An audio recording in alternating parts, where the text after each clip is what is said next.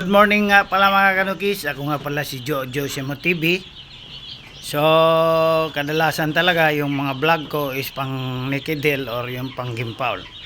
Ngayon mga kanukis, update tayo sa ating broiler 100 heads.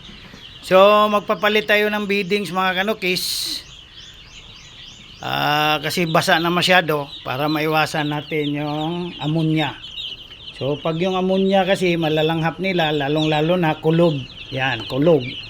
Kasi mayroon tayong incandescent light dyan, 100 watts yan, yung dalawa. So yung singaw ng ammonia, yun yung nagdadala ng sakit sa kanila. So every 3 days sana ang pagpapalit natin ng flooring or yung beddings. Pero gagawin natin yan ngayon mga kanukis, everyday, kasi ang liit ng kulungan natin. Yan, kita nyo, yan o, yung mga ipot nila mabasa yan. Tapos pag tinamaan niya ng ilaw, nag-evaporate yung ammonia dyan. So tara, titirahin na natin paano tayo magpapalit ng beddings. Ayan, tatanggalin muna natin yung karton dyan para makapag-set up tayo ng camera. Pasensya na kayo sa camera natin mga kanukis dahil wala naman tayong cameraman, solo flight. So tinanggal ko na yun. So nakikita nyo, tatanggalin muna natin yung mga pakainan at saka inuman at saka isusunod na rin natin yung mga basang beddings mga kanukis.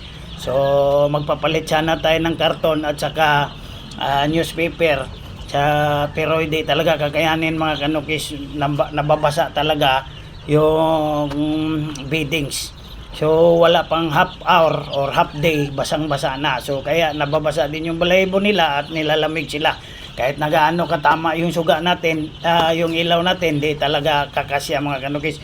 Kaya papalitan natin yan ng rice hull kasi yung rice hull kasi additional temperature yon, nag-a-add yun ng temperature init sa katawan nila at saka nag-absorb yun ng basa.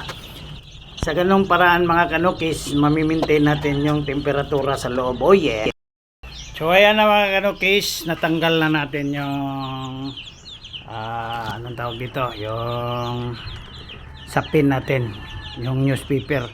Pero since marami sila, bumabasa talaga, papalitan natin yan ng rice hull. Yan, rice hull yung ilagay natin kasi since 2 days, magti 3 days na sila, para hindi mabasa. Lagyan lang natin to ng mga division dito. Tulad nyan, linagyan ko na. Yan. Oh, karton. So okay na yan.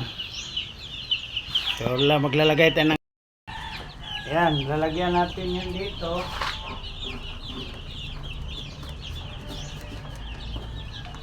Yan. Para hindi tatagos yung rice hull. So ganun yan. Ganito lang pagbira. Yan. So pagkita natin wala tayong cameraman, so unahin mo idikit dito tapos ganon mo. Parang kadina-kadina di amor lang yan sila. Yan. Ayan siya.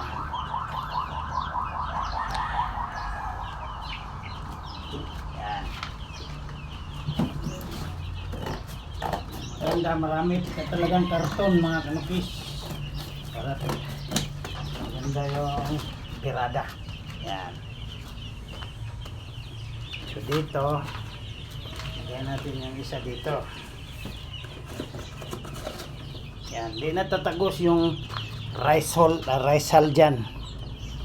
Yan, di natatagos yan pailalim kasi mayroon na siyang cover. Pasensya na sa camera natin dahil wala naman tayong alalay dito.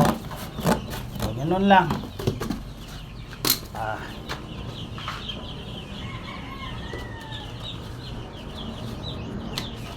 Okay, tapos na. So fast forward lang natin yung video mga kanukis. Naglalagay na tayo dyan ng rice hull mga kanukis. Kailangan lang nating kamayin para matansya talaga natin yung mailalagay natin. Dapat mga 1 inches yung kapal niya mga kanukis para ma-absorb talaga yung tubig or yung moisture ng tae mga kanukis. At saka kung may makita naman kayong mga butas, gayahin nyo lang yan, tapalan nyo lang. So yung flooring niyan mga kanukis, karton lang din, pati yung nasa gilid karton, pati yung pantapal natin ng butas karton lang din. O pagkatapos mga kanukis, natansya mo na, kayin mo lang para break even mga kanukis, or patas yung paglalagay natin para wala talagang tagas. Oh yeah. Ayan na mga kanukis, yan ha. Risal na sila. So may iwasan natin yung pagbasa. So magdudulot ng sakit yan. Yan.